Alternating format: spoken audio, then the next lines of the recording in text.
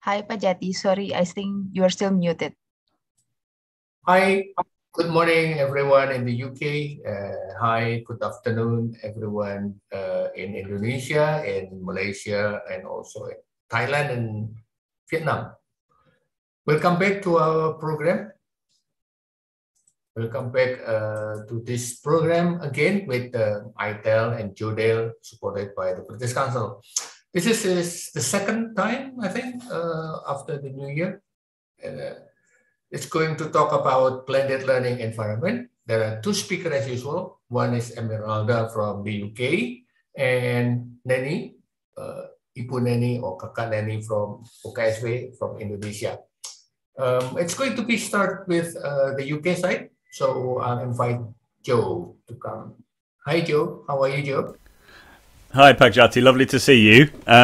Yeah, we're in for a real treat today. Really looking forward to both sessions. It's my pleasure now to introduce Esmeralda Salgado, who has been an inspiration to me for many years, but particularly I think during the pandemic. She's been absolutely fantastic in her amazing blog posts available at mflcraft.blogspot.com. And her amazing tweets, her webinars. So when I asked Esmeralda to speak about blended learning, I was really thrilled that she said yes. So we're going to hear Esmeralda talk for about 20 minutes or so. As per normal, for those people who have been to the sessions before, we'd love you to put questions. Please put them in the Q&A option in Zoom. As you can see, it's at the bottom there. If you want to make comments as well, feel free to put those in the chat. But for your questions, please put them in the Q&A, so it makes it simple for myself and others to collect the questions. And then we'll do a couple of questions at the end of Esmeralda's session, as well as at the end of Neny's session, and then we'll open it up to about 15 minutes for Q&A after that as well. So sit back, enjoy, and any questions that you might have, please put them in the Q&A. So without further ado, I'd love to ask Esmeralda to come to the stage and to present all around blended learning based on her own context. And please introduce yourself, Esmeralda. Tell us a little bit about yourself, and then we'll get going. So good luck, and thanks ever so much for agreeing to do this. Brilliant. Thank you so much, Joe. My name is Esmeralda Salgado. I mean, it's a huge pleasure to be here. Joe was saying I've been an inspiration to him, but I would say it's the way around. I think he's been an inspiration to me. And I am head of MFL in school in Cambridgeshire, and digital learning lead. So without more to say, because I can see the sunshine in England coming to my face, I'm going to start sharing my screen. And yes, let's go and talk about blended learning, which I am very passionate about. Right, let's do, there is something. Sorry, I just forgot to do something. I need to share the sound as well. Oh yes, it was, sorry, it was fine. Right, so let's start blending learning. And actually, I'm talking about the power of blended learning, the stickability, and how it can make a huge difference in the classroom. So first of all, what is blended learning? I mean, it seems like some people believe it's just teaching online, and it is not. It's a little bit of mixed between face-to-face and digital tools. And for me, that is amazing, because it doesn't mean that the teacher value, the teacher presence suddenly is not there. It's not like being completely independent. And I think that's very important. It's not just teaching online. A very important thing as well is why to do it. It shouldn't be done because it's a phase. It shouldn't be done because it's training and looks good. It should be done for the right reasons. And what I found out is that thanks to blended learning, I can get more stickability through my learning journey. And very quickly, I always talk to people about how children learn, and how do we have a working memory, and how do we have the long-term memory. And we all know this, but sometimes as teachers, we forget the cognitive science behind what is happening in the classroom. So everything that's happening in the classroom, it stays in the working memory, and it's very difficult, especially in a language learning environment, to transfer all that information to the long-term memory. The only way to do is through retrieval, and practice of structures over and over again.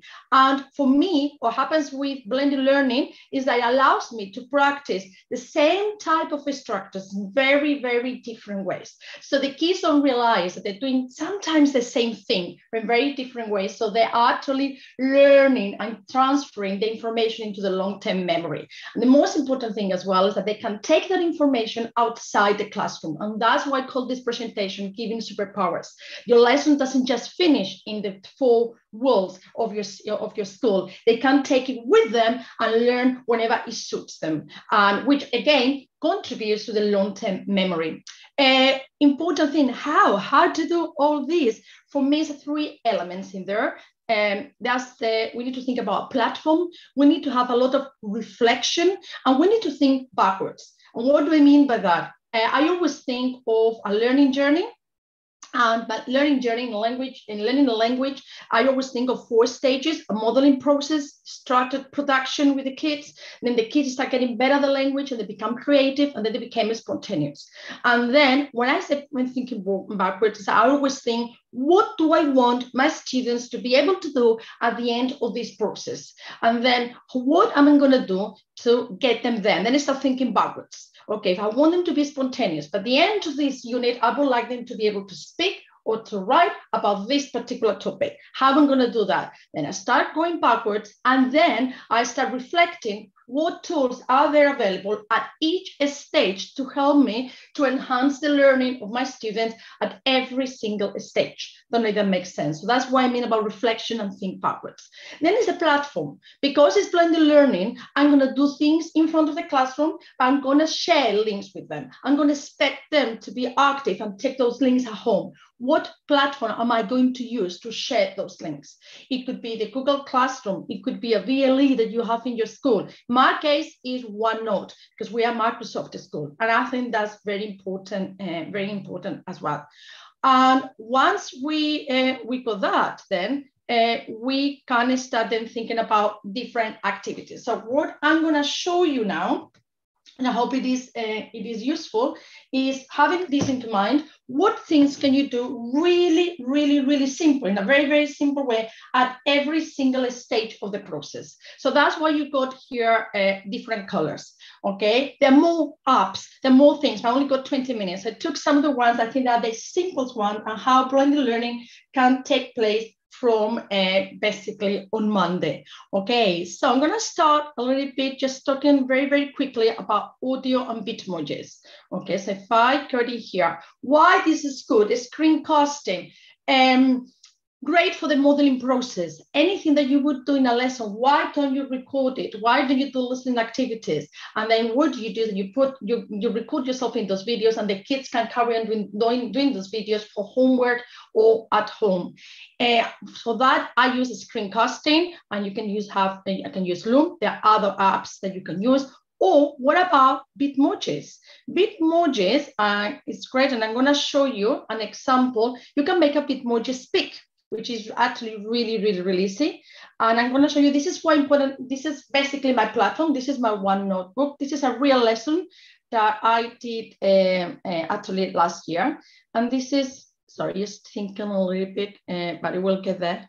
There you are. So if I keep going, this is my lesson, blended learning. And you can see it's a normal lesson first with quite a lot of reading activities in a worksheet, normal thing. But then they got this Bitmoji there. This is what I mean about doing.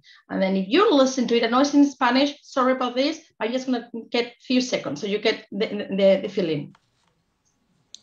Normalmente, para ir al colegio, right, so you can see the Bitmoji is my voice. And what I'm doing with this is that I recorded myself with a listening activity, and then the kids listen to me what I understood about the 2 videos. And then they can do this at home. And I think this is brilliant for modeling. Very, very, very simple activity. And you can then model the pronunciation, the particular vocabulary that you're doing in lessons, something really in a very, very simple way. So that's one of the techniques that you can do. Making up a screencasting up Bitmoji. Other ones, how can you do blended learning as well? What about using, I don't know if you heard about, for example, Flippity. Flippity is a lovely online tool that is excellent for oral and written drilling practice. So this will be very good for the productive, for the started production stage of learning, not the modeling. There are lots of activities available, and it's free. So I'm just going to show you a little bit what an activity in Flippity would look like. So I'm going to do something like this. It's called the randomizer. So this is an example in English. So for example, this is to be for storytelling. And I come here and you get something very random things. You can put here whatever you want to. But what I would like the students to do here is they need to tell me a story or a little sentence where there is a small child, where there's been a big misunderstanding, when 2 years from now, and where all this happened in a submarine. So it would work really well. I mean, this could be very simple things they had to translate, productive stage, but it would work very well as well in the creative stage of your process. And then you go another one, the kids do this and they can do it in writing. They can do it orally with their friends, with a partner. Then you do another one and you got different scenarios. So you can see it's called the randomizer. It is free. You put the information in there. What is very good with this, that once you create it, you get a URL, address. And what you do with that is that you share it with your students. So, and I think that's where it's very important to have a platform. So you share your things via your platform, and then the kids can do this on their own or with a partner, which I think is very, very, very powerful. Another activity that you can do with this one is the random name picker. This is an example in Spanish. I think it's a very, very good, activity as well. Again, part of Flippity. You put different words in there, and this is what in my lessons they have to translate it. So it's in English because obviously kids are English, and they have to say that in Spanish, and then they have to extend the sentence, and they do that again in mini whiteboards, or they do that as well orally as a whole class or with their partners. Then to make it more challenging, then we go to groups of 2. So now they need to make a bigger sentence, but they go both sentences together, if that makes sense. Then after 3 or 4 minutes, every time you get different options, they go to groups of 3. Now they need to make a sentence much bigger, becomes now a paragraph, and they need to include these particular elements in there. You want to make it more challenging, there's also a time thing. So for example, is you got, like 30 seconds, 1 minute to create a little paragraph. Very good for written practice and for oral practice. Why is this different from a worksheet? Because again, I share this in my platform, and the kids can keep on practicing this as well as homework. And I think that was the beauty of it. So that's another very easy, takes 5 minutes to create, and a very good tool, Flippity. Another one that I'd like to share with you, workload. I don't know if you heard about this. This is free as well. And learning apps, they come together. They are basically 2 different tools that allow you to create your own interactive activities in a very extremely easy way. So let's have a look first what it will look an activity with workload. And I use now irregular verbs in English. So I was trying when I was learning all this. So the idea is you create your activity. You can play this as a full screen, and this is what I like about these things. You can do this a whole class, but then you share it and the kids work on their own later on. So you are reinforcing your lessons. And this is very simple. So you can see you got infinitive verbs and past participle verbs. So as a whole class activity, which is the infinitive, so be infinitive or past participle, infinitive, brilliant, be, if you want, can you give me a sentence with be, in the present, in the past, in the future, can you write it for me? Next one, who can find a past participle? Broken, brilliant, broken, past participle. Can you write, can you say a sentence with this? You get the idea. There are a lot of different games. Once you create a game, also create other interactive games that would go quite well with that kind of input, like a true, false, game show, etc. Once you create your activities, you can also share this with the students, and the students can do the activity on their own. And that's very useful because they can see you got a timer, and then there will be a leaderboard, and you could see who is the student who managed to do the activity in the quickest. And that works really well with children because it gives a little bit of competition and game life. There are a lot of different activities, and there is an option to pay if you want to, but you only get 5 free activities if you don't go for one of the paid options, but I think it's very well worth the money. Very similar to Woodwall, and this is completely free. Learning apps. Learning apps was amazing during lockdown because you create, again, lots of different activities. What I've created here is also because learning apps sometimes be a little bit, not difficult, but a little bit daunting on how to create activities. So you will have here a video on how to do it. Woodwall is very, very intuitive. And also learning apps, but sometimes because some people get a little bit confused on how to use it. But this is the kind of activities you can do.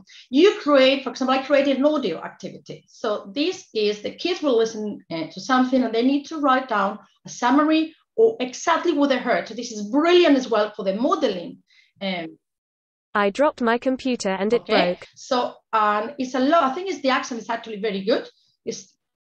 I fell while playing football and I've broken my leg. Because it's basically text. You get text to speech. So you write down in English your sentence, and it will read it. It will read it for you in English. So, but there are other things that you can do with it. So this is just one of the activities. It's listening. You can do translation. You can do word searches, videos with questions that pop up. Absolutely amazing. So for example, there's another one with a whole lot of different activities. So you can have a crossword, match the images, translation, dictation. So all as part of one activity. Again, how do you use this in the classroom? You can do it as a whole class. That's why it's blended learning. But then you share the link of that activity in your platform, whatever you use, and the kids can do this at home as part of the homework, or they can do it as part of when they're getting ready for an exam. So that is another good one there, to look at. Right, let me see, because I got to have this. Yes, the other one I want to talk to you about, which I think is brilliant, is a spinner wheel. Super easy. Again, it takes 5 minutes to create, and I'm going to show you a spinner wheel or wheel of names, basically 2 different apps that do the same thing. The difference is wheel of names is going to be a wheel. A spinner wheel, you can have different wheels in there. So I'm going to show you a little bit of an example. Spinner wheel example, and I use an English example with the verbs, with the regular verbs that we said before. You create your wheels. You can have up to, I think, 8 wheels going at the same time.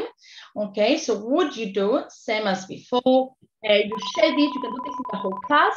I do this mini whiteboards, and the kids will come up. They come up now 2 things. One is a verb in the past participle. One is a verb in the infinitive. So I may want to ask them, I can have a conversation now with the kids. Okay, what kind of verb is it? Okay, what is the infinitive of woken up? That's to wake up. Okay, what would be the past tense one? Can you write a sentence with this? Can you do an oral sentence with that? So it's really up to you what you put in those little wheels for oral practice, for translation, for a grammar conversation. Okay, then you close it. You can remove it, both of them, so they don't appear again. And again, you go. I use this sometimes as well to create sentences. So a little bit like the randomizer with Flippity. So you could have a storytelling thing, and every wheel would be an element of the story. So just to show you how you do grammar, how you can do oral, how you can have more or creation or creative activities. And what I like, all these activities are very similar to each other. So they're doing kind of the same thing, but in different ways. And I think that's the beauty of it, and very, very simple to use. Again, how do you reuse and exploit this? There is another basically URL address that you share with the students, and the students can work in pairs with them, either bring their own laptops, or they can also work at home and do the activities, and then you may ask them to do this in written sentences. For example, you need to learn how it would work in your own contest. Right, let me see more things. I don't know how much time I've got, because I know I prepared too much, but you know, I suppose Joe will tell me when I need to stop. So you've got 7 minutes. 7 minutes, Esmeralda. You've got loads of time still. Good, I think I can do this. So let's go for Genially, right? Genially is another fantastic, I think, app for blended learning. Genially, I don't know if you're familiar with it. It is a tool that allows you basically to create presentations. So what I'm using at the moment is a Genially, but also allows you to create, it has a lot of templates for games. So this is how easy you could look at that. So for example, once you go in Genially, you go to gamification, you pick up a template, everything has been done for you, and then you get like something like this one. You can play as a whole class on the board, and like in 4 teams, for example. So you got a dice, you go 4 teams that you're going to be moving, and the idea is that when they fall into these little things, then you will need to do something. This is a Spanish example, and they need to talk to me about feminism and chauvinism in Spain, because one of the things we need to do with some of my students. Here could be a little questions in English that they need to answer, for example. And the idea is you get the template and you modify the little things in there, and you can create more all around. And that is, I think, is very good. It's got a lot of games. It's got this one. It's got snakes and ladders, and absolutely very, very, I mean, for me, it's been during the lockdown, it's been amazing. How do I play this? Again, I do play as a whole class, but because I give them as well the URL, I just want to show you, if I can, how it would look, for example, in a lesson. So this is my OneNote, and this is another game with Genially, snakes and ladders. And what do we have in here? Sorry, just thinking, there we are. It embeds into my OneNote. The kids then, because it's in their OneNote, they're playing in pairs. They got their computer, and what they do, instead of having a normal board, and that's when this has been brilliant during lockdown, but also with COVID, because you don't want these kids to be touching dice and to be touching the same board over and over again. You don't want to sanitize them. So here, children work in pairs, and everything that comes up, in this case, they have to translate these sentences. So I think you get a little bit of the idea how this is a normal game that you can make it really nice, open for the production, or at the end, in the last stage. And I don't know how long I got there. Okay, what you got, once you get the presentation, I've created a video to show you exactly how you create a Genially. Because I mean, again, it's very easy, but if you've never done it before, it can be a little bit daunting. So here is a 10-minute just a tutorial telling you from the moment that you open the Genially, okay, how you do it. And Genially is completely free. So all these templates will be there for you for free. There are some templates you need to pay for, but to be honest, the ones that are free, you go more than enough to go. And to be honest, I mean, I was going to talk about Padlet and Flipgrid. Another great, I don't know if I have time for this. Padlet is one of my favorites, so easy to do collaborative work, very good, and very good as well for international projects or projects between the school things. So I'm just going to show you a little bit. This is an Erasmus project that we did. And then we use the Padlet, obviously, to showcase what the kids have been doing. But at the same time, what I like about Padlet, the kids obviously enter information in there, so they can enter their own videos, and the other partners in this case in France and in Spain could answer to them and could say basically what give an opinion, and I think that's very good. What I've been doing as well with Padlet that's worked amazingly well is to create revision schedules for my students. So I just want to show you how it will look like. Basically, before the exam, what I've done is that telling them how to revise, and then week 1 before your exam, day 1, do this, and there are a lot of different links on how to do that. Then you go day 2, you should be learning this type of vocabulary, and there is a link on how to do that. So that's something you can use in the lesson. The kids can write things and everybody contributes to it, but also it's a tool to display information for the students really, really, really, really easily. And another example of the Padlet on how the kids can do it themselves. This is a project I did with cooking. And this is how the kids, where I was talking that the kids actually can get their own things in there. Okay, let me see if it goes there. So the kids had to create, basically, they had to watch a video of me cooking something, a Spanish kind of dish. And then at the end, what they had to do is they had to create their own cooking thing. And then they went to the Padlet, okay, and they created, okay, their final, yes, they put their final videos where they're actually cooking the recipe that I gave them, and they were explaining to me in Spanish what they were doing. And you can see this is collaborative. Every child, you just have to go to Plus and post the video, and then Arancha Lorente is another teacher, myself, who will give feedback about them. It's our lovely pronunciation, what a lovely video. Some of the kids have problems with the video, so basically what they did is that they put up a photo of the final thing, and they sent me a report in writing because they have some issues. They did this actually during lockdown. I think it was very impressive. And what a nice way, you just give them a link, kids create a video, and then they just upload it. Everybody can see it. I think it's brilliant for them to see what the students are doing. And instead of a video, it could be an audio, and it could be a piece of writing. And I think that's it. I'm going to finish. I'm going to flip through it. I don't think we're going to have time to finish that. It's been an absolute pleasure. I know it's been a lot of information. I'll try to put in 20 minutes. All of that has been quite a little bit of a challenge. So hopefully everybody got a little bit of an idea how to have a platform, how to have a little bit of reflection on what to do at different stages, and how to have, at the end, the thinking backwards. What do I need to do to get them to the final outcome, the final stage where I want them to be?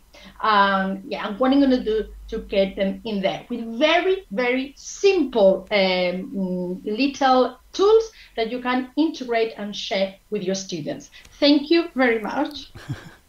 That was amazing. Thank you so much, Esmeralda. Absolutely fantastic, as I knew you would be. But we've had lots of questions, so we'll do a couple of questions right now, and then I'll hand back to Pagjati, if that's okay. So the first question, let's just do them in order. So, for example, Rajiki says, "Thank you for sharing, Esmeralda. It's so inspiring. I would like to ask a question.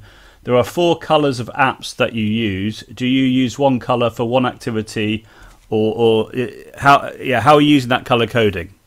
Yeah, the colour code I just did for you guys. I don't show that for the students. It's just to show you how, when I was talking about the 4 different stages of the learning process, how the little apps basically refer to each stage. And some of them can be used in both, but they flip it. Sorry, that's my time. It's all good. I'll put it a little bit later. So basically, that is it's basically to show you how you can make it clear in the minds of the audience, basically, on what to do, where you could use the at each stage. However, it's your imagination. I use Fluidity sometimes for instructor production, but then I show you an activity that would be creation, because you need to create basically a story based on all different elements. So you can swap. And the same with Genial, it could be production because you want them to translate sentences, or it could be open questions, and then it would be basically more creation. So it is just for that, just to make myself clear. Fantastic, lovely. The next question that we've got lots of questions, but we'll do some more later on. The next question was from Yuli, which is essentially, how do you divide up with blended learning how much that you do, which is synchronous learning, and how much asynchronous learning? What is there a percentage that you would put on that approximately? It depends. It depends on the needs on a particular lesson. So some lessons, everything is blended learning because I want them to do oral activities. I always demonstrate it. First, we do all class together. And if I want them to I try to be honest, I do very few worksheets, because what I find is that these little apps, for example, they can do them instead of a worksheet, and suddenly the kids are more on. And sometimes we can spend a whole lesson doing that. However, if I need to do some technique, and we need to go through a past paper, or we need to go through a reading, it will be normal. So it depends. I don't have 50 and 60. And I think that's the beauty of it. It's very difficult to do that because you cannot be rigid. You need to sense it, and where those, and that's a reflection, where those, there are all these tools available, how they're going to benefit me. And it could be it's only 5% for you, but that's fine. Brilliant, lovely. And I think what's been wonderful about your presentation is you've given people lots of shortcuts on tools they could use, some of which I'm sure in the audience people know about already, but you've shown examples of how you've used them in context with a rationale behind that as well, which I just think is absolutely fabulous. So thank you so much for Esmeralda for your presentation. We will come back to you after Neny's presentation. So it's now my absolute pleasure to hand back to Pagjati to introduce our next speaker. Fantastic. Okay, thank you very much, Joe, and thank you very much, Esmeralda, for nice, practical, inspiring presentation about blended learning and some apps, popular apps that's good to play with again and become the company of the learning journey for the kid. Thank you very much. Now we're going to have Mbak Neny from Indonesia. Still, she's going to talk about another side of blended learning. Yeah, here is Mbak Neny. Mbak Neny is a lecturer from English Education of UKSW, Universitas Kristen Satya Wacana. That's in Salatiga. She is also one of us, one of the board members of the iTELL, and her teaching and research interests are in TPD, language teacher professional development, of course, about technology and language learning, and also sociology, linguistics. Okay, I think it's better if we start to hear from Mbak Nen. Mbak Nen, the floor is yours. Thank you. Hi, everyone. Good morning for those of you in the UK, and good afternoon for those of you in Indonesia. But I'm very excited, actually, because I saw some people coming from different parts of the world. So it's not just the UK and Indonesia, but I also saw some people from Spain and Latin America. So this is truly an international one. But Esmeralda is very exciting about all the little tidbits of technology that you can use. And unfortunately, I come to the part where it's a little bit philosophical. And so I hope I don't bore you all with these philosophical things, because we're going to talk about how to contextualize blended learning. Okay, so this is something a little bit more serious. But as a disclaimer, what I would like you to do while you're listening to me is be active in this. So you probably want to listen to me or not, or multitasking. But at the same time, I would like you to actually think and take notes and react, okay? Because we have a very wide variation of audience here, and everybody has different contexts. Some people come from the context where technology is scarce and probably difficult. And of course, there are cultural factors of who you're dealing with in school, like teachers, parents, and administrator. So if you have a reaction to whatever that we're discussing today in material, feel free to actually look at the chat. I'm actually going to activate my chat so that I can see what you're talking about. And I will ask you questions and you can answer through the chat. So, okay, here we are. So blended learning, I think everybody knows this already. This is a combination of on-site and online parts of learning. So the experiences are not just online, but also on-site. So that's why earlier there's somebody who asked, like, how much online activities, how much is the percentage of the online activities and how much is the percentage of face-to-face activity? And that's, I think Esmeralda has put it really well, that it really depends. You know, there is no fixed formula. After all, we're not dealing with math here. So pretty much the percentage of how much you have to do on-site or online is pretty much depend on your context. And but whatever it is, the aim is to produce effective, efficient, and flexible learning. So I think that's the key: effective, efficient, and flexible learning. So let us start with the factors that you need to consider. When you're thinking that you want to create a course or a series of lessons that you're going to use blended learning, so you want to incorporate not only the face-to-face aspect of it, but also the online experiences, there are three factors that you need to consider. Now, blended learning is actually something that is in fashion, at least in Indonesia, or at least in the context of schools in Salatiga here, because we're starting to be in a new normal. Schools started to open for face-to-face experiences, but of course there were certain considerations that certain school will not go full online. So that's why blended learning is something that is very relevant, I think, in this stage of pandemic. So there are three things. The first one is objectives. The second one is resources. And the third one, who are the actors in your blended learning course? Let's talk about the first one, the objectives. Why you want to do blended learning? There are reasons why you want to adopt a blended approach.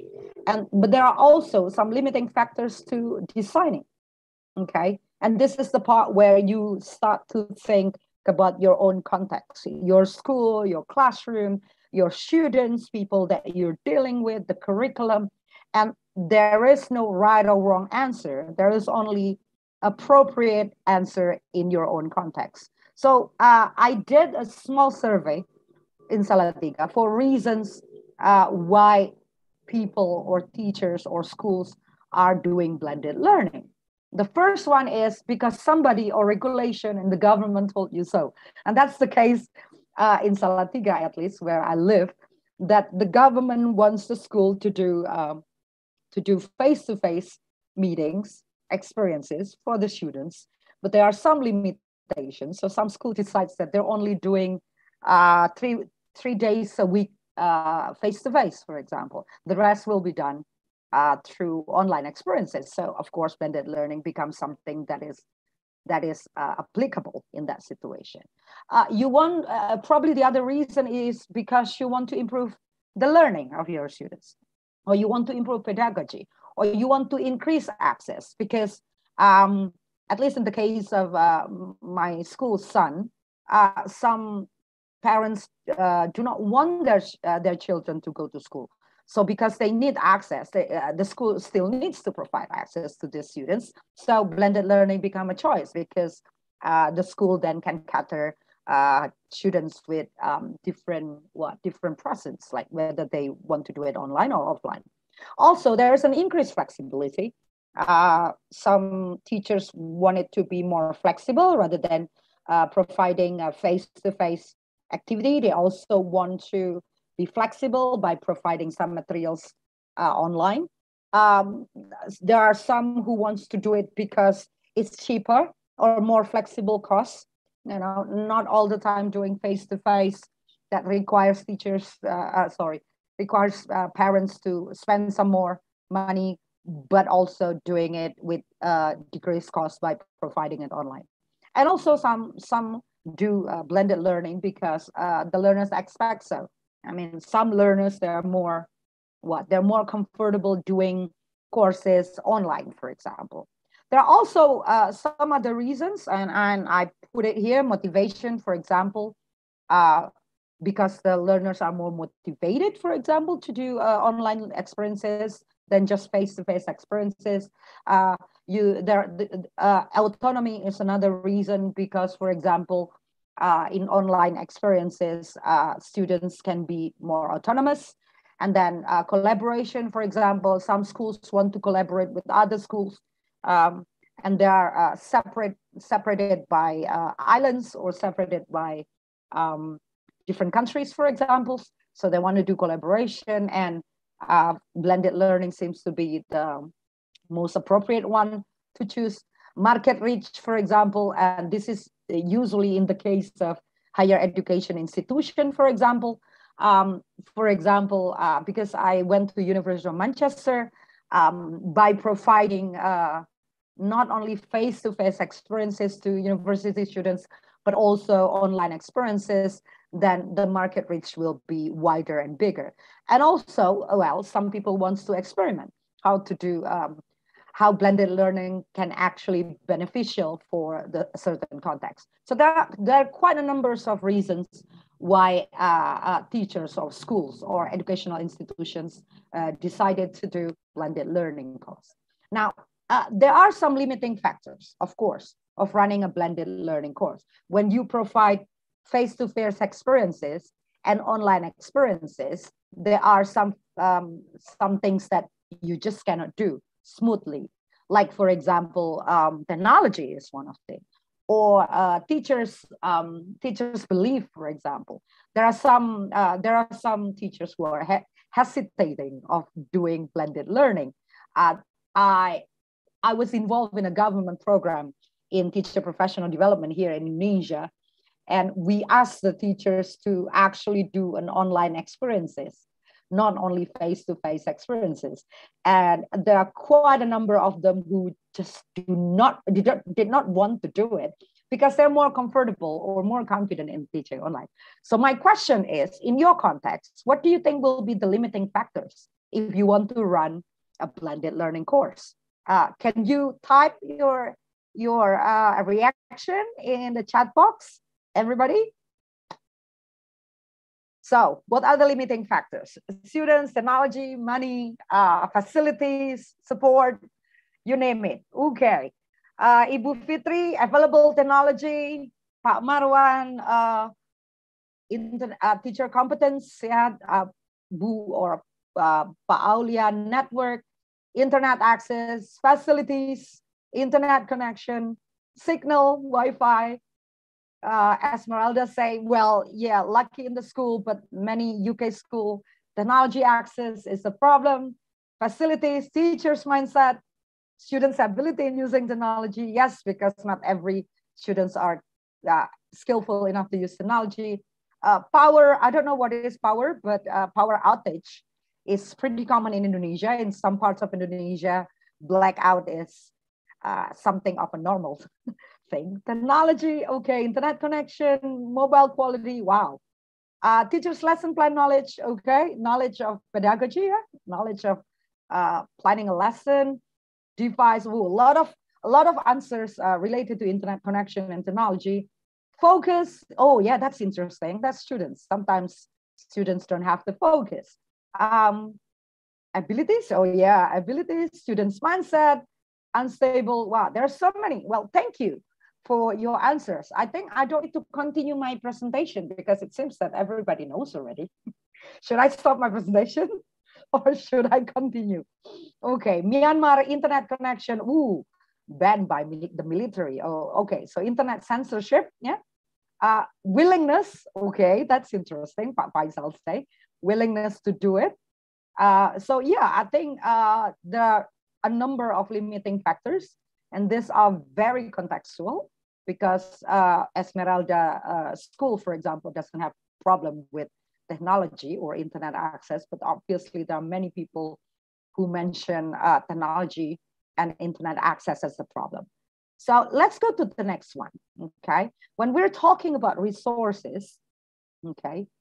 When we're talking about resources that we need to prepare for designing a blended learning course, there are 4 things, okay? Pedagogic purposes, modes of delivery, timetabling, and administrator. Now, pedagogic purposes, it should be pedagogical purposes. Excuse me about my typos. Now, of course, I think in iTELL specifically, we believe that it's not the technology that matters, it's the learning that matters. So when we're talking about blended learning, designing a blended learning, we need to think about the objectives of the learning itself, not the technology first. So pretty much in some countries, in some areas, the curriculum is already established, and therefore the aspect like learning objectives is pretty much predetermined. So it is very important to think about the learning objective, and then you think about choice of mode. When I'm talking about choice of mode, we're talking of the delivery, whether you want to do it online or you want to do it offline. I think Esmeralda has already answered. I think one of the questions that Esmeralda answered is how much offline or online percentage. And Esmeralda has answered, like, it really depends on what you want to do, what you want to do with the lesson, what learning objectives you want. There are some cases where using online experiences will be more beneficial for the learning. But there are cases like what Esmeralda said, when she wants to demonstrate something with paper, and paper will be more useful and will be more successful for students to learn than the face-to-face is a choice of delivery. So it really depends on your context, depends on your learning objectives, depend on your curriculum, because what works for one context may not work for the other context because of various factors. So I want you to start thinking probably about one of your learning objective, and start thinking, if you have to deliver this in online or offline environment, which one do you think will work better? And that's where you start thinking, how many percent you want it to be delivered online or offline. And there is no fixed formula. This is not a chemistry project, okay, where you need to have a certain formula. So yeah, so think about a lesson that you want to you want to teach. Start thinking, if you have to if you want to deliver it, how would you do it? Okay. The second one, again, as I mentioned, delivery. Do you want it to be online? Do you want it to be offline? Or do you want it to be hybrid? Hybrid is a little bit challenging because you try to cater to different students' needs. One of the hybrid that my university is about to try is that I'm going to teach face-to-face, but at the same time, I need to cater my students who are located probably outside of Java Island. And so I will have a video camera that actually will take my teaching face-to-face and broadcast it to students who are not in Salatiga. And I wonder, it will be very challenging, but we are required by the university to actually deliver it in this hybrid mode. So this really depends on your context. Also, because many people actually mention about technology, what kind of technology available? If the internet access is not very good, should you go synchronous or should you go asynchronous? How would you do it? Is it more practical and useful and beneficial for your students if you invite your students to come and do face-to-face? Or is it more, it's easier if you use WhatsApp, for example, to give your students some of the materials and then ask them to do it through WhatsApp. The second factor, the timetabling. How much time you have? In Salatiga, for example, the students have already met every day, but it's very limited. Like we only run it from 7:30 to 10:30. During the normal time before the pandemic, it's 7 to 12 or 7 to 1. Now it's only 7 to 10:30. So it is a problem. In some schools in Indonesia, for example, the face-to-face is only 3 times a week, for example. So how do you divide the offline and the online if your time is only like, if the face-to-face is only a couple of hours for 3 days in a week, for example, and resources as well, because then you need to also consider how much time teachers have to actually supervise or give feedback for the online activities, for example, how much time the learners has, because this is something to do with parents, for example. If you ask your students to actually use cell phones, and the cell phones are owned by the parents are working, so the cell phones are only available after the parents go home from their work. What happened? That means only 1 hour, for example, the use. I do have a policy with my son, because he's still underage, to only use the computer 1 hour per day. Now, things like that, whether you have technicians, for example, to support, are the classroom available, equipment, etc. So timetabling is also another factor to consider. Administrators. Now, administrators, well, whether we want it or not, we have some people who actually influence our way of running the blended learning. What are the regulations available? Many countries have very specific regulations during the pandemic of how you actually run your class or how you run your schools, and also the belief of the administrator. There are some administrators who think that, no, we're not going to have classes at all because of the pandemic. Omicron is crazy. I love learning about the Greek alphabet, not through the names of the COVID viruses, or the beliefs that, okay, we have to do face-to-face because face-to-face will be better. So things like that needs to be considered as well. Actors, who are they? There are teachers, there are learners, technicians, and sometimes parents. So for example, we need to consider about the beliefs. What are the beliefs of the teachers? Some teachers believe that blended learning is useless. They want to do face-to-face. Some teachers really believe in technology, think that technology is the panacea for everything. It's a fix for everything. There's also confidence level. There are some who answer about my willingness as a teacher to do online experiences, for example, to provide online experiences. Motivation from the students. I think somebody answered like students' motivation to do online or face-to-face. There's also commitment, not only from the teachers and the students, but also sometimes the parents, because sometimes parents has to help their children in doing some activities or supervises their students. There are also a problem of knowledge and skills, whether as a teacher, you're skillful enough to use certain kind of technology. And I think Esmeralda has already provided lots of examples of technology that are accessible and relatively easy for you to use and easy for you to apply, which is really great. But not every teacher are confident enough or have the skills and knowledge to do so. And sometimes you need to provide training as well. So that's why it's the role of the technicians to help you out with the technology sometimes. And also relationship and interaction between these actors. Are they harmonious? Are they supporting each other? Do you have any problems, for example? And also time. Do you have time? Do they have time? Do teachers have time to do everything face-to-face or divide attention online? Because sometimes when you're doing online interaction, yes, you can provide feedback instantly, which is very good if you provide an online experiences. Feedback is one of the key. Unfortunately, the feedback can happen anytime. And sometimes students ask immediate feedback and teachers maybe don't have enough time to provide feedback to everybody.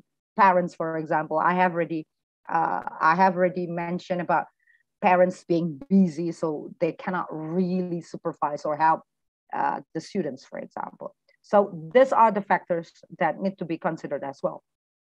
Now, I found this book from British Council actually very useful. So this is by Tomlinson and Whittaker, and you can download it here. It's Blended Learning English Language Teaching course, How to Design and Implement. And the other fantastic book is by Graham et al., 2019, which you can download freely. This is more like step-by-step, little by little of things that you can do if you want to have a blended learning course. And yeah, if you have any questions, feel free to ask. And if you want to download this presentation, you can go here and you can actually, there's a QR code that you can scan, or you can contact me in this, and these are the references that I have. Thank you. Thank you very much. Thank you very much, Mbak Nen, for the inspiring presentation. Thank you for the tips and advices and things to consider in our blended learning. Of course, there are things to consider, like mostly people think of the technology first, not very good connection, signal, and so on and so on. There is one question that I want you to answer, although you have mentioned in your presentation more than one time, I think you mentioned that. But our teacher, especially in Indonesian setting, they concern about the percentage. This is from Aulia. How often do you use blended learning? I mean, if we teach 12 meetings for each level of the learning process, how many times can we use it in order to have effective teaching? So what things to consider about effective teaching? Yeah, but then when we're talking about effective, and this is about learning, it really depends on your learning objectives. Yeah, what are your learning objectives? Okay. My personal belief as a teacher educator is that as a teacher, you're the expert. Okay. You're the expert. You know your students, you know your materials, you know your context. So trust your knowledge. Trust your knowledge. Because I think we got a sense. I think what Esmeralda has told us is like, you have to use your sense as a teacher.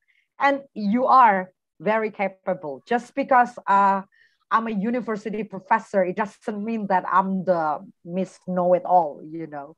In many times, many occasions when I talk to teachers, I'm always in awe because my teachers, usually they know a lot. I mean, researchers like me, we know nothing. We learn a lot from teachers. So don't hesitate and don't be afraid to make decisions based on what you know of your context. I agree with you, but then actually the teacher knows the students, knows the environment better, whether you have a good signal or not, and they know what the students like and so on, and then adjust that with the situation right now that we have to do it blended learning. So how many times, how long, which one is effective, and so on, and experience for the next year, I think will be a great result for all of us. I would like to invite again Joe to join us and Esmeralda for the last wrap-up session. Joe? Fantastic. Thank you ever so much, Bagjati. And thank you so much, Neny, for the fantastic, thought-provoking questions. I think it's been a lovely mix between the practical and the thought-provoking approach to blended learning. It's been really a privilege to listen. So thank you so much.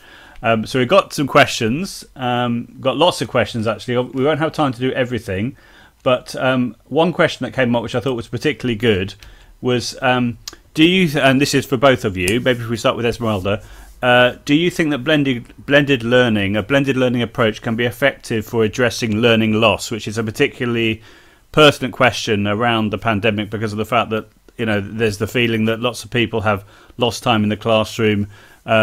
Do you think that blended learning can help with that, Esmeralda? If I put that to you first. Yeah, well, it will depend on the students. If you do have very motivated students, I would say yes, because you could put a little bit of independent learning alongside with it. If you do have students that will be more needed, still they would need your guide, your hand to guide them. So I don't think it's no magic wand at all, unfortunately. It's not the answer to all the problems. But definitely, if you train the students to be independent learners, to blended learning, I think that's very, very useful because then you can do so much more. You take the lesson and you leave basically your walls outside the classroom. But then obviously, people were saying it depends as well. Do the children have access to the internet at home, for example? Do they have, but maybe you want to run it as a club as well after school? And then they could have like after school an opportunity to do independent learning through online tasks for different subjects. So there's definitely a little bit of thought there, and to think about with the SM team and other teachers and see how it can be done as a whole school approach. Yeah, I think that's really important. Thank you for that, and I think that what you said about the expectation that everyone at home is going to have a good internet connection, which certainly is not the case, has been said in the chat. Bagjati has mentioned that as well. So we do hear you. We do understand that in your own context, it might be that one of the challenges you have is that the students don't necessarily all have a device, which you'd really would have to have in a blended learning context, and you might not have a good internet connection. Neny, what would you say about blended learning, and can it be effective for facilitating catching up if there's learning loss examples? I think I agree with Esmeralda in terms of this is like an effort of an ecosystem, if you call a school an ecosystem. So teachers play a very important role because there are a lot of good things about online experiences that actually good, but only if the teacher can actually create something that work, like feedback, building autonomy, participation. But of course, everybody has a limitation. So I would say that in some cases, when we're talking about the availability of technology, we often think that technology are everything that is digital. But I've seen, for example, and I think this is the case of Toar's son school, that they definitely use paper and pen. So what they do is actually they provide a worksheet that's delivered to every student's house, write it down, going back. So this is technology, but not digital technology as we saw it. There are some online there are some online materials that being distributed to WhatsApp. But in the case of a worksheet, for example, because this is still elementary primary school students and they still have to learn how to write. So what the teachers did, they actually provide a worksheet that the parents must pick every day and return the next day. So I don't see any problems with low tech, very low tech paper-based technology like this. But I agree, this is an ecosystem. You cannot work on your own as a teacher. Otherwise, if you force yourself as a teacher, you'll go crazy.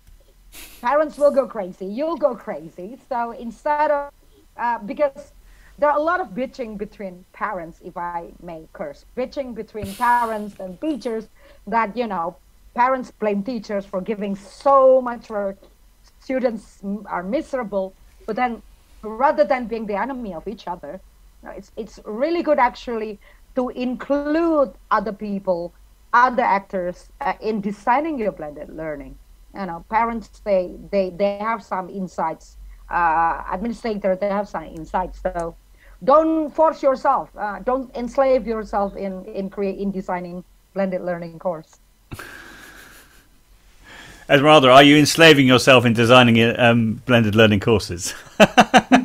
What would you say on trying to meet everyone's needs? Do you think that it has had a detrimental effect on your workload? Or let's say during the pandemic, have you found that having this sort of blended approach has meant that it's taken you longer to plan, prepare, etc., compared to before the pandemic? For me, it's been the opposite. And I think with blended learning, I spend less time preparing lessons. Before using all these things, I used to. It depends on what you do. But let's put it into context. If you are happy to go with a set of worksheets that you find in the book, photocopy them, and that's your lesson. Of course, this is going to take you more time. I am the kind of teacher that always try, and in our department, we don't just follow a textbook, we try to personalize the learning. So before, I used to create my own resources, like say, for example, my own worksheet with it, my own little activity nodal thing, cards, little games, all those kinds of things, that a board. Then I used to go around with the dice, and now I do all those things alike. I use, for example, a spinner, a spin wheel. And then I can have a whole lesson of interactivity, and it took me literally 5 minutes to create. Then I do have my link, and then I can reuse it next year, and then just modify it, save it, and have it all the time. So it's another way of working. And once you get, but then at the beginning it's very daunting because you don't know the apps, and then obviously it takes time to get used to it. So that's why I don't think I agree with Neny. You shouldn't do this on your own. I think it should be a departmental approach at least. So decide with your department, your colleagues that you work with all the time, what do we do normally with our curriculum? What are the objectives of our curriculum, our scheme of work? How can we integrate blended learning there and train each other? Get someone to train you, experiment. One person then does something, and then in a departmental meeting, share good practice. I've seen so many departmental meetings where you just go there and you just go through all these things, managerial things that could be sent through an email, and it's a waste of time. Use that time to train yourself. I have a vision as a department, and if you are not the head of the department, it's a brilliant opportunity to talk to your head of the department and come up with an idea. Can we move forward? Because then it will you won't reduplicate the work, and everything will make sense, and your life, I can assure you, will be easier. What I'm doing at the moment with OneNote, I have my lessons from the lockdown. So I already got the structure, I just have to tweak them. It saves me time. I can prepare all the lessons now within a couple of hours, and we're spending ages and ages.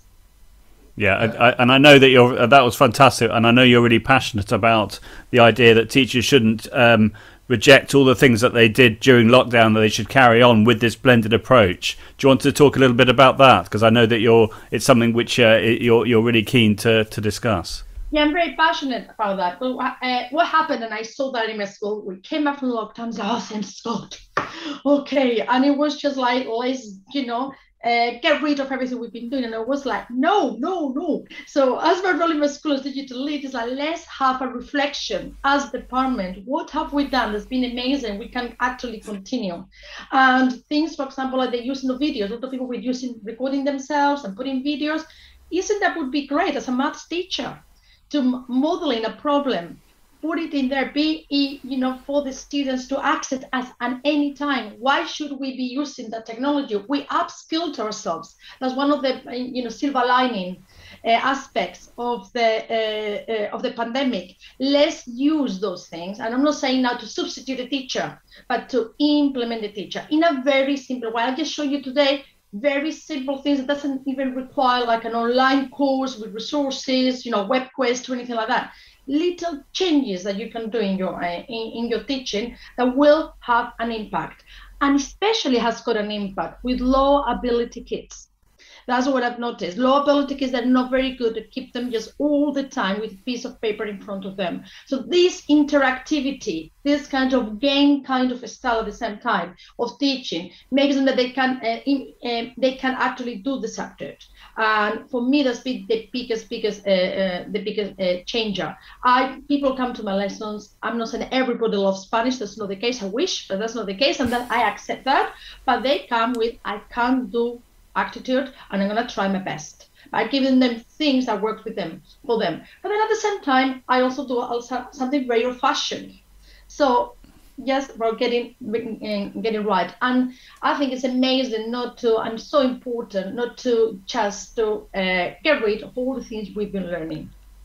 I couldn't agree more. Neny, what do you think? Do you think that we should retain the things that we did during, say, the lockdowns or during the pandemic? Do you think that teachers in general should adopt a blended approach when appropriate?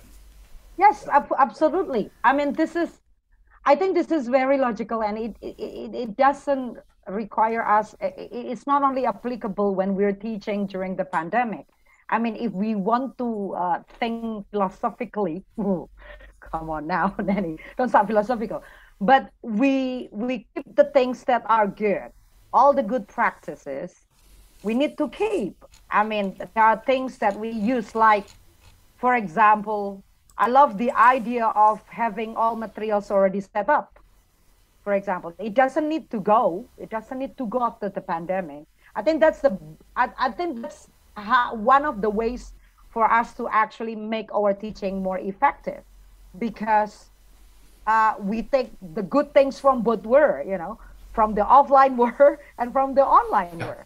I mean, this pandemic has changed a lot of things. We used to rely a lot on the offline experiences, but now we are forced by the pandemic to use all the online experiences. But of course, the online experiences also have weaknesses that only the offline experiences can provide. So why not take the good things from both worlds? I think that's what I'll do. Yeah, I couldn't agree more with that. Then the teacher should be given a flexibility. That's the key. Not the government, not the headmaster, but give the flexibility to the teacher to experiment with blended learning. I think that's going to be very effective. Listen to the teachers first before the policymaker creating how many percent and those silly things. That's what I think. Agree with you all. Thank you. Fantastic. So I think maybe that's a perfect moment to wrap us up, Bhagyati. What do you think? I think finishing on that point, make sure give the agency to the teachers. Let the teachers decide, not the policy maker, not the government. Give the power of the learning and the teaching into the hands of the teachers, because they're the experts. They're the ones who are going to be able to put blended learning into practice and make it work for everyone. Yeah, agree with that. Yeah, thank you very much for coming, and I think we overtime a little bit this time because we got so excited. And it's very relevant to our situation. Hopefully we can start the class later on with more comfortable. If you are in a low-tech area with limited internet access, still you can do blended learning. If you are in a high-tech, if you are not a very techy person like me, baby boomer generation, no need to worry. You can have the offline material combined with the online material. So thank you very much, Joe, and thank you very much, Esmeralda. Thanks, Neny, for coming. And I think I have to close this session right now and give some information to the audience. Yeah, exit ticket. You'll find the exit ticket certificate after the click button. After you submit, do not forget. Yeah. Click the submit, and then you will get the certificate. The certificate is there. You can download it on your own. This is the link. Vinita already put that in the chat box. Yeah. Thank you very much. Information for the next webinar. It's going to be another two ladies. Mary from the UK, and we're going to have Grace Sapanda from Indonesia. The time is the same. And it's going to be the 5th of February, again, Saturday time. And it's going to be about gamify your language class. Yeah. And the link, bit.ly/PC-iTEL-5 Yeah. You can register there. Maybe somebody can help me put that in the chat box. And thank you very much for the people from Vietnam and Thailand and some other part of the world that's joining us here. And hopefully you can join our next webinar again. And it's going to be another information about conference. This is a face-to-face conference, Visit Indonesia. That's going to be about online learning then, now, and the future. We got 1, 2, 3, 4, 5, 6, 7 presenters. Some are from, we got Com from the British Council and some participants. We're still expecting abstract. Yeah, so go to the website and submit the abstract. The abstract is going to be open until 14th of February. Yeah. Thank you very much for coming all, and I'll see you in the next 2 weeks. Bye.